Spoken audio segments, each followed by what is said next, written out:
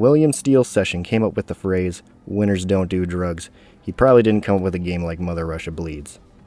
This dirty, mean, drug-fueled, old-school 4-player beat-em-up costs $15, and it's definitely worth the price, especially if you have friends to play with. The controls have all the moves you'd expect from a beat-em-up. Punches, kicks, command grabs, slide tackles, dive kicks, aerial slams, and a great variety of weapons. Every hit feels impactful. I would like to take the time to mention the sound effects. Whoever was in charge of the Foley in this game deserves major kudos. Every weapon has their own brutal sound that really adds to the satisfaction of the hit.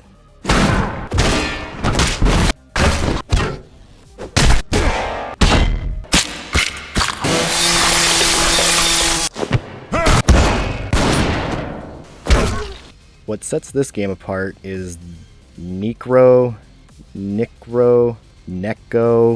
Fuck do you pronounce it? What really sets this game apart from other beat-em-ups is the Necro Syringe mechanic. You're kidnapped by an evil government organization that is heavily experimenting a new drug on you that they are flooding your hometown with, causing the main characters to have a major addiction. In order to survive, you must suck out the drug directly from your fallen, convulsing enemy's veins. This is a great example of having a mechanic that blends well with the story.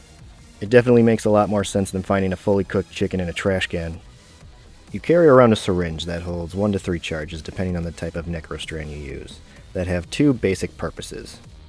1, you can use it to heal you or your teammates, and 2, you can use it to go into berserk mode that'll stop after a certain period of time.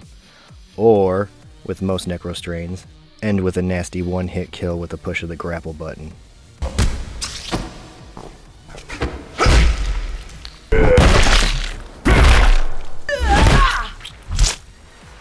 The game starts to get really fun when you unlock the different necrostrands that give you a great variety of gameplay. Just to name a few, you have Kremlin Colonel, the one you start with. It's the basic bitch of the bunch. Purple Rain fills your syringe almost instantly when you suck it out of an enemy. This is the first one you want to unlock. Blue Lagoon doubles the amount of healing for your teammates, effectively making you the cleric of the group. And Orange Tundra, which automatically brings you to the nearest person when you mash the punch button. It also works with weapons if you pick it up right after injection. However, it can be a pain in the ass to acquire these different strands. You have to last 10 rounds in the arena, aka survival mode, to unlock these new strands. Although definitely possible to do, it can be really frustrating, especially when you have to do it 10 times to unlock everything. That being said, every arena has its own gimmick that sets itself apart to keep it from becoming stale. The only problem I have with this syringe mechanic is the act of acquiring the drug itself. As soon as you start sucking off a downed enemy, everyone and their mother starts attacking you. This is why I highly recommend playing with a friend, so they can protect you while you get the juice. I personally wouldn't bother with bots. They're dumb and they don't function well in the game. They feel like they serve to hold you back, more than anything. 2 things come to mind when looking at this game. Dirty and mean.